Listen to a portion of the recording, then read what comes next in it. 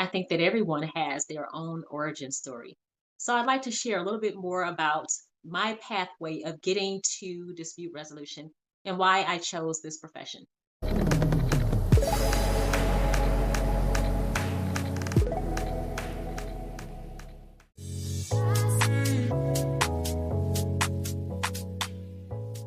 Who am I? My name is Hershenia Brown. I am a contract ombuds, workplace mediator, and founder of In Agreement Dispute Resolution. I help firms resolve conflict, build effective communication, and strengthen team cohesiveness to increase productivity. And why did I choose the profession of dispute resolution? When I graduated from high school, I knew that I wanted to be an attorney, but I wasn't as confident in understanding how to get there. 2 years into college, I remember one of my former classmates. I ran into her when I was actually at the train station on my way home from work. And we just chatted for a few minutes and talked about school and college and getting our big girl jobs. And she told me that she wanted to be an attorney. She actually spoke to her academic advisor, and her academic advisor gave her some somber information, telling her that there are a lot of starving lawyers out there, particularly Black women, so she might want to consider a different profession. And that discouraged me. Over several years, I have worked at this point at several global law firms and saw that there was a underlying theme of conflict. And I also saw the mental health breakdown of some of the attorneys because they had very strict demands, not just from their clients, but also from the firm. And they had to meet certain deadlines and expectations, especially from a revenue perspective. So this also impacted how they showed up to work and how they engaged with other attorneys as well as administrative staff support. Over a period of time, I realized that because of the way law firms were structured or are structured even to this day, I didn't have a clear path to leadership. It just seemed like that was an uphill battle. So I decided to pursue a different industry, healthcare insurance. At the beginning, it was a wonderful experience. However, it was the worst office politics I had ever seen in any organization in my life. There was so much conflict between people in departments, which is normal. You know, you're going to have healthy conflict. Anytime you're dealing with interpersonal relationships, there's going to be conflict. But so many unresolved issues, backbiting, throwing under the bus, doing whatever it took to climb up the corporate ladder. People were not getting promoted based off of their talent, their skills, merits, their contributions. It almost was like in your face. Like at some point, people weren't even trying to hide it, and it was really bad. It was always the same type of conflict, just a different type of organization. And there were always the same resources for people to turn to when it came to resolving conflict. And it was always human resources or employee engagement. Statistics show that most people do not trust HR or employee relations because those resources are there to make sure that they support the employer. So employees wind up not trusting those resources. They will not go to those resources unless it's like an extenuating circumstance. They will pretty much try to figure out a way to handle it themselves or suffer in silence, or they will tell other people. And then you have a lot of office conflict, gossiping. They're not being heard, valued. Their contributions are not being considered. You have people that are employees, no matter what the role, that believe that they are experiencing unfair treatment or not comfortable with approaching HR. There are people who feel like they have been harassed. There are people who don't mesh well with their colleagues, or they are misunderstood by their managers. There are a lot of different types of conflict that can be handled without going to HR. It's just that there's no conflict resolution resource that can actually help them navigate how to handle or how to resolve those issues. So what I did is I actually went back to law firms because that's kind of what I was familiar with. That's what I knew. And that's not always the best thing, is to go back to something that you're familiar with, because that kind of means that you really haven't grown. The last law firm that I worked for was actually the worst experience that I had ever had in my career. If you follow me on social media, you know that I am one who speaks very much about workplace bullying, mental health, and the effects of workplace bullying. At the end of the day, there's still a cycle of abuse that happens there that can be rectified. A lot of companies don't know how to do that, or they don't want to do that.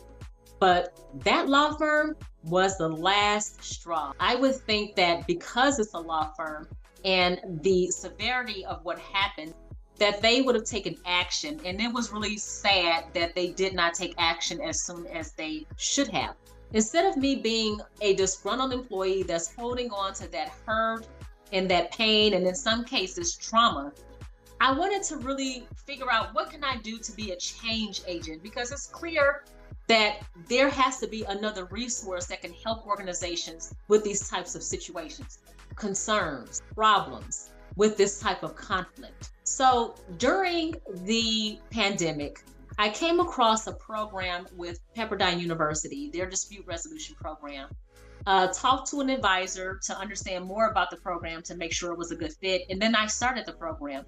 And it was a game changer. When I first started the program, I remember taking a negotiations class and a mediations class. That mediations class was everything. And it kind of confirmed some skills that I already had in facilitating conflict for resolution between teams. And the negotiations, love that class. I'm so skilled with negotiations. That confirmed and validated the career path as well. Then there was the Ombuds course. I had heard of the term Ombuds before, but never knew what it was. And I don't think I even pronounced it right. I think I was pronouncing it Ombuds. That course was a game changer for me.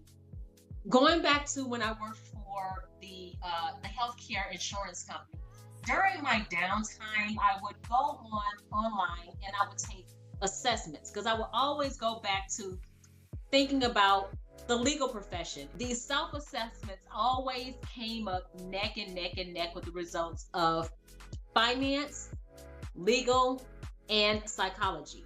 I was already in the finance industry, and I believed at that point that I had outgrown that profession. So now, what can I do, or what area can I pursue that incorporated legal and psychology? And I can tell you for a fact, the Ombuds profession was it.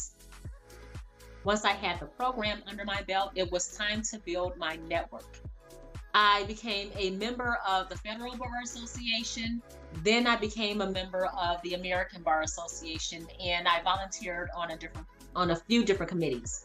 As of today, while filming this video, I am now the chair of the Diversity Committee for the American Bar Association Dispute Resolution Section.